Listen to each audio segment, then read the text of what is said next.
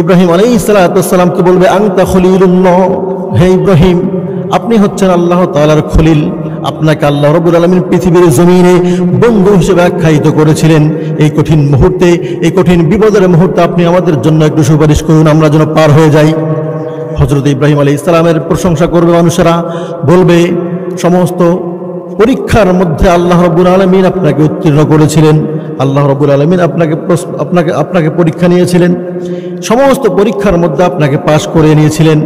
মিল্লাতা আবিকুম ইব্রাহিম ওয়া সাম্মাকুমুল মুসলিমিন। আল্লাহ রাব্বুল আলামিন এই মুসলিম মিল্লাতের প্রতিষ্ঠাতা আপনাকে বানিয়েছিলেন, মুসলিম মিল্লাতের পিতা হিসাবে আপনাকে ঘোষণা করে দিয়েছিলেন।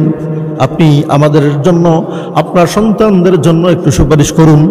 হযরত ইব্রাহিম আলাইহিস সালাম বলবেন, আমি 3টা ভুল করেছিলাম, যদিও এগুলা তাওরিয়া ছিল।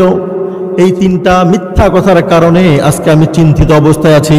আল্লাহ রাব্বুল আলামিন যদি আমাকে প্রশ্ন করেন, হে ইব্রাহিম তুমি কেন পৃথিবীর জমিনে মিথ্যা কথা বলেছিলে, আমি কি উত্তর দিব? আমার কাছে তো কোনো উত্তর নেই, তোমরা যাও অন্য নবীর কাছে।